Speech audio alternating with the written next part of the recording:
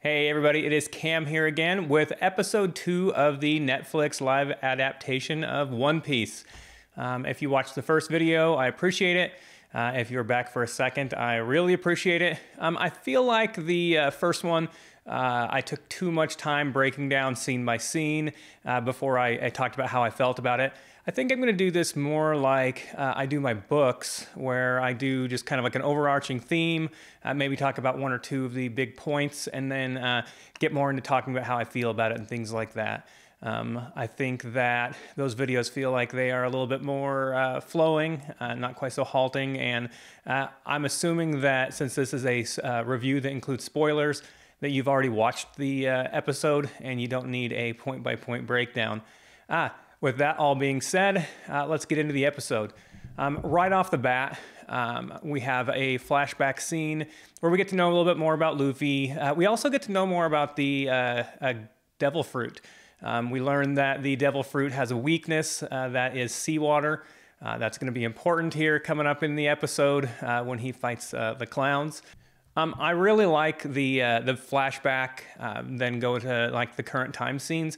I feel like it really helps with that world building element of the story. Once we get back to the current time in the episode, we get to see Luffy with Nami and Zoro. They're on their little pirate ship. Right off the bat with the interaction, we get to see Luffy being Luffy, where he's certainly can be annoying. I think that he would be the kind of person that I feel like I understand Nami as she's trying to do something, and then you have someone that just continuously in your ear.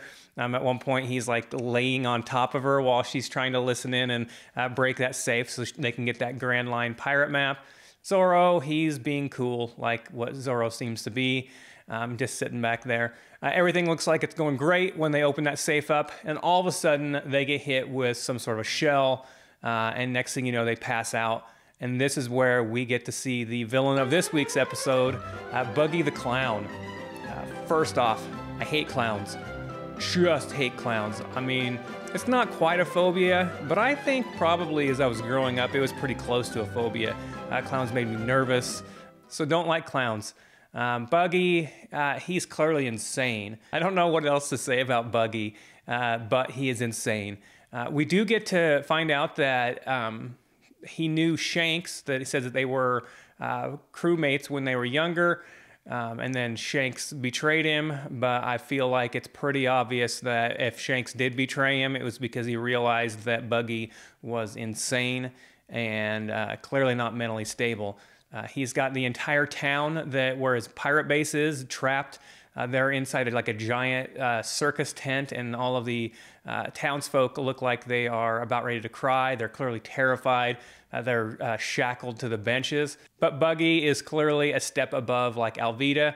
I have the sneaking suspicion that every pirate that Luffy meets from here on out will probably get more and more powerful. That's just a guess, but I think it's probably a pretty good one, especially since it's pretty clear that like the pirates or whoever they're going to fight is going to be like boss tier level versus like the average guys that fight. Another part of the episode that I really liked, in fact, it might have been my favorite scene in the entire episode, is when Kobe is sitting in Axe Hand's office and he just meets Vice Admiral Garp.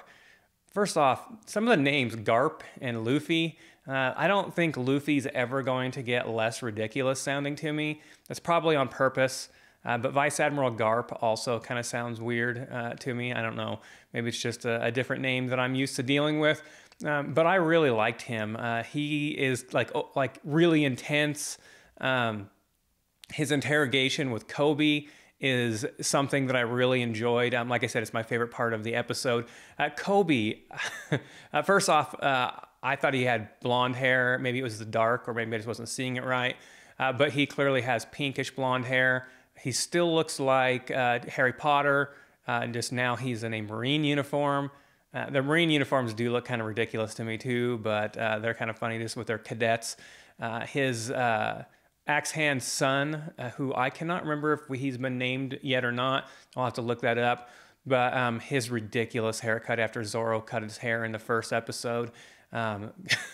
God, I can't. It looks like Farquaad's haircut in Shrek. But anyways, he's a cadet with Luffy. But like just that interaction while Vice Admiral Garp is basically interrogating Kobe, it was uncomfortable. It was intense. I don't know why, but I just really enjoyed it. I think I'm gonna like Vice Admiral Garp. I can't quite tell, like what to think of him quite yet. But clearly, when he has towards the end, when he talks about honor, he puts Axe Hand up on the cross for being corrupt. He's clearly going to be someone who's more important as the series goes on. I like that Kobe is going to go with him. We know that both those characters are going to get further screen time, and I really enjoyed the interaction between the two of them. Going into like talking about each of them, obviously Luffy has a little bit tougher time this episode. He spends a lot of the time either in a rack being stretched out, although he does seem to enjoy that brand of torture as Buggy tries to break him on the wheel and figure out where the pirate map has been hidden. Obviously, Buggy doesn't have the best method for attempting to torture him. But then he'll spend most of the rest of the episode in that saltwater tank. That's where, we had that foreshadowing at the beginning of the episode. The saltwater is taking away his powers. Then I like the interactions between Nami and Zoro where they bicker a little bit. It's the first time they've really had to deal with each other as much because Luffy is the focal point. Nami, she's a character that I think we're not supposed to know about. I don't know that I like her very much yet. She betrays them twice during this episode. Obviously, the first time when she shows that Luffy has his powers and then she runs out, that's when we see like just how terrifying and how terrible Buggy is when he's destroyed the town. But she also clearly at the very end of the episode has a little betrayal when she pulls out her own little mini snail phone like ability to talk to somebody else. We don't know who they're talking to, but she says she's got what she's looking for. I'm guessing that means the map. Don't know what to feel about her, but I really do like that Zoro, he's clearly bought in by the end of the episode. He, the beginning of the episode, they both are not agreeing that they're actually part of his Straw Hat crew. But by the end, Zoro, he says that Luffy has all the confidence that he needs for him to follow him. So he's his first real crewmate who's bought in. Nami might be the navigator, but obviously she's still beholden to somebody else. Luffy in this episode, it's the first time we see him like really get serious. He gets upset when Buggy threatens his crew. I feel like he's just a character that I like the flashback version of him maybe a little bit more than I like this one. We do get to see more about Shanks and how Shanks was, always so nice to him and told him that it's not necessary to use violence all the time. But we do get to see an awesome fight scene with Shanks and his crew where they're fighting that first I guess it's a pirate crew that is threatening a child Luffy, but that's an awesome fight scene. I think that this is where I'm actually interested to see what it looks like in the manga, because I know that manga is a shorter form. Sometimes I have a lot of trouble with fight scenes in books, like in a fantasy book, where like I'll just kind of even gloss over and not really get all the individual fights down, but it's a really fun, entertaining fight. Like they're doing trick shots, and the fight scenes in general are really fun in this one. I've forgotten completely to mention that Buggy, obviously he ate a different devil fruit called the Chop Chop version. We get to see multiple times where his entire body can come apart. And it seems to be like animated. So he ends up fighting him at one point where he's just throwing body parts around at him. It definitely makes this a darker episode than the first one. Luffy still has his optimism, but we see him get, more serious because of the darkness of Buggy. Like I said, I don't like clowns. I don't like circuses and things like that. But I think that the way they did it really made this like a good episode, especially maybe because of how, lighthearted at most of the time and just how silly the first episode was. This kind of brought it back and made it a little bit more serious, made more of a drama about the episode. And the same thing with like how sincere Vice Admiral Garp seems and how sincere Kobe is.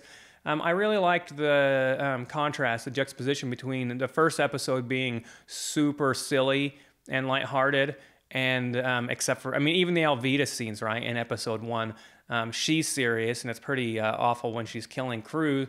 But her interactions with Luffy, she's just so ridiculous and ludicrous of a character that you never really take her seriously. Buggy, he's insane, and at the beginning it looks like he's just going to be like shallow. There's not going to be a lot to him. He's just crazy. But as the episode goes on, I feel like we got to know him better as a character than we did Alvida. There's more depth to him. My final thoughts here is the season continues on this way. I'm really excited to see what happens next. It's going to be interesting to see like how much the bosses level up, because Buggy was hard for them to beat. What's the next boss going to be like, and how much effort is it going to require for them to beat that next boss?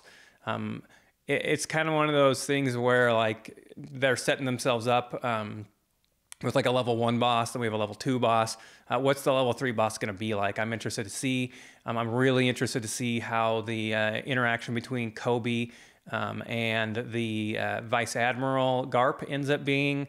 Are they going to end up having like kind of like a father-son relationship? That's kind of what it felt like it was going to go to after he decided that, Koby wasn't a traitor, that he wasn't working with Luffy.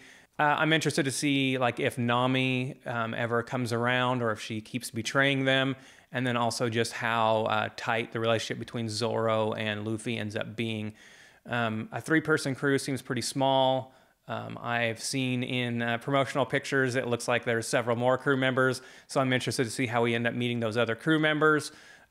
Just all around, once again, episode 2 was even better than episode 1. I absolutely loved it. And I am looking forward to watching episode 3 and recording another video. Hope you guys all have a wonderful Thanksgiving, since this will be coming out right before that. And I'll keep trying to put out One Piece episodes every Wednesday. Thank you very much. Have a good one.